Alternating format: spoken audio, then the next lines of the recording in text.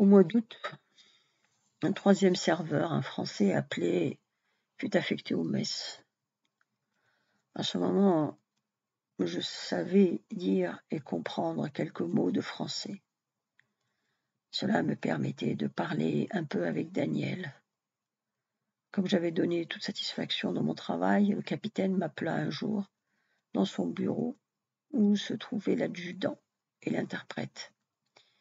Il commença par me féliciter d'avoir bien travaillé, puis me dit qu'il allait bientôt quitter la compagnie et que, pour que je n'aie pas d'ennui, il allait me placer sous la garde de l'adjudant, et qu'ainsi, à partir de ce jour, à chaque opération, je serais avec l'adjudant, de façon à m'habituer à la section avant son départ. Il me dit aussi que pour sortir, je porterais une arme. Je ne comprenais pas pourquoi il voulait que j'en porte une, mais j'acceptais, n'ayant pas à choisir. L'adjudant, qui était président des sous-officiers, avait beaucoup d'autorité sur ceux-ci, et les tirailleurs le craignaient énormément. J'ai constaté plus tard que même auprès du chef de bataillon, il était très bien vu également. Il était l'un des plus décorés du régiment. C'est lui qui m'avait capturé et torturé le premier.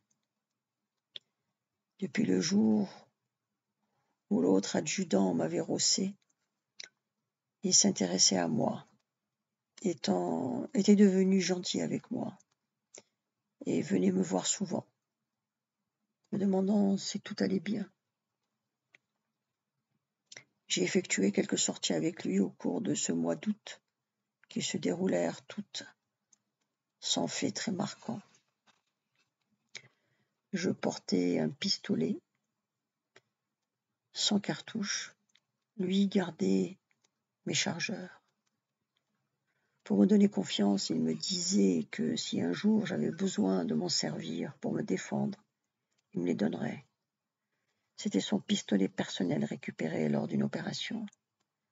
Les tirailleurs de sa section me semblèrent moins froids à mon égard que ne l'avaient été ceux de la section du commandant. Un seul ne pouvait pas me voir, celui qui m'avait fait prisonnier. Mais je le craignais pas, puisque je me savais protégé par l'adjudant.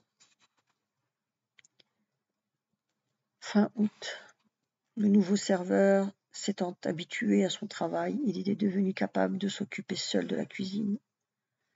Daniel demanda alors à l'adjudant à participer à quelques opérations pour voir comment elles se déroulaient, car il allait être bientôt libéré. L'adjudant accepta, mais lui dit qu'il ne l'emmènerait qu'aux opérations qui avaient lieu près du village, de façon qu'il ne court pas trop de risques. Il sortit 2 fois avec nous. Lui et moi marchions tout le temps ensemble. Il n'y eut pas d'accrochage et les opérations furent courtes et peu fatigantes.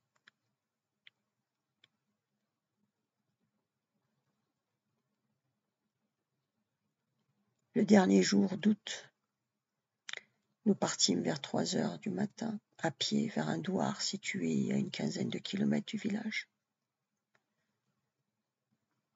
Nous l'atteignîmes vers 6 heures. Nous nous postâmes. Toute la section était en observation face au douar.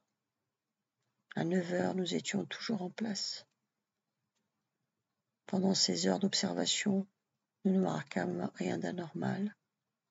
Les autres sections de la compagnie encerclaient d'autres douars voisins. À 9 heures, ne voyant rien se passer, nous nous mîmes en marche pour ratisser. Nous ne rencontrâmes aucun homme, seulement des femmes et des enfants. C'était étrange, car nous pensions ne pas avoir été vus, et que les hommes ne fuyaient et ne disparaissaient que quand ils nous voyaient. En fouillant les maisons, on interrogeait les femmes qui disaient qu'ils étaient sortis le matin. Certaines, bien sûr, reçurent quelques gifles et coups, parce que ce n'était manifestement pas la vérité. Vers 11 heures, nous terminâmes la fouille des habitations et nous nous arrêtâmes pour attendre que les autres sections nous rejoignent. Pendant l'arrêt, Daniel était auprès de moi et cassait la croûte. Nous voyions dans la plaine les camions qui avaient quitté le matin la caserne et étaient mis en bouclage autour du village pour empêcher les habitants de fuir pendant notre ratissage. Vers midi, nous fûmes mouvement vers les camions en désordre, puisqu'il n'y avait aucune menace apparente. On voyait les autres sections se diriger elles aussi vers les camions, à 1 kilomètre de nous. On traversait de temps en temps des oueds à sec, profonds de 2 à 3 mètres. Tous ces oueds convergeaient vers un lit principal large d'une vingtaine de mètres, qui n'était parcouru que par un fil d'eau. La section qu'on voyait à notre droite, très proche de nous, le fouillait. Nous avancions tranquillement. À 800 mètres des camions, on entendit soudain un tirer. Le tir venait du côté de la section qui fouillait l'oued. Aussitôt, on s'allongea par terre. Quelques minutes plus tard, le capitaine nous donna l'ordre par radio de nous rabattre vers votre droite pour soutenir la section accrochée qui ne pouvait pas bouger et prendre les feldes à revers. On s'était placé en ligne, on avançait par bonds, on courait une vingtaine de mètres en tirant et on s'aplatissait au sol quelques secondes. Daniel et moi, nous étions au centre de la section, légèrement en retrait, car les tirailleurs couraient comme des fous, sans penser au danger. Les fels, se voyant pris, se mirent à se débattre d'une ravine à l'autre, tout en nous tirant dessus. En courant, les tirailleurs lâchaient des rafales partout devant eux et provoquaient ainsi un nuage de poussière. Cela allait si vite qu'on comprenait à peine ce qui se passait. Avec Daniel, nous étions perdus dans ce désordre. Nous courions sans trop savoir que faire. Daniel ne tirait pas. Quant à moi, je ne pensais même pas à prendre mon pistolet sans cartouche. À une trentaine de mètres, un fel bondit soudain hors d'une rigole. Il lâcha une rafale de son Beretta. Je m'aplatis au sol à temps. Daniel en avait fait autant à 1 mètre de moi. Le fel avait été aussitôt abattu par un tirailleur. Une fois certain qu'il était mort, je me retournai vers Daniel. Il restait à plat ventre, la bouche ouverte et les bras écartés. En m'approchant de lui, je vis du sang commencer à couler de sa bouche. Sur le coup, je n'imaginais pas qu'il pût être mort. Comme il ne me répondait pas, je le retournai pour voir s'il était touché. Il avait la poitrine en sang et toute transpercée. Je fus pris d'affolement. J'appelai l'adjudant pour lui dire que Daniel était blessé. Il était occupé avec les tirailleurs. Il vint 2 ou 3 minutes plus tard. Il me dit que cela ne servait à rien d'insister, qu'il était mort.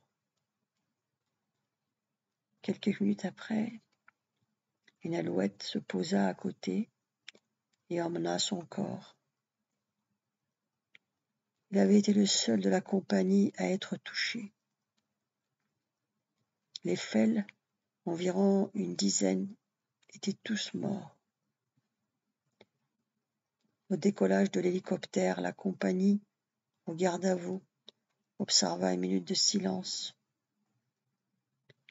Puis nous repartîmes vers les camions et rentrâmes à la caserne. Depuis le moment où Daniel avait été touché jusqu'au soir, je me rendis à peine compte de ce qui se passait. Au cours de la nuit, je fus repris de cauchemars comme les 2 fois précédentes. La mort de Daniel me marqua très profondément. Je repensais très souvent à lui et j'y repense encore aujourd'hui. Il était mort sans comprendre pour quelle raison il mourait. Il respectait tous les hommes, quelle que soit leur race ou leurs opinions. Il était juste, sincère et loyal. C'est au travers de lui que j'ai appris à connaître la France et les Français de la métropole. Il m'a donné une image merveilleuse de son pays qu'il aimait tant, sans pour autant détester les autres. Il était fier d'être français, et sa fierté l'empêchait de haïr ou de mépriser d'autres gens. Quand nous discutions ensemble, il me disait qu'il ne comprenait pas pourquoi les gens ne pouvaient pas s'entendre. Sa passion était de parler avec d'autres gens d'une culture et d'un milieu différent, ou bien encore d'une autre opinion. J'avais compris et ressentais tout cela chez lui, malgré la difficulté d'expression qui existait entre nous. Le vieux jardinier qui parlait français, et donc souvent avec Daniel, me disait les mêmes choses de lui. Il m'en parlait très souvent. Il me disait que j'avais de la chance de travailler avec quelqu'un de pareil. Le jour où j'ai été ramassée par les militaires et séparée de ma famille, j'étais triste et j'avais un chagrin énorme. Cela, comparé à la disparition de Daniel, n'était presque rien. Aujourd'hui, je ne repense plus au fait que Daniel est mort. Je conserve dans ma mémoire une image vivante de lui.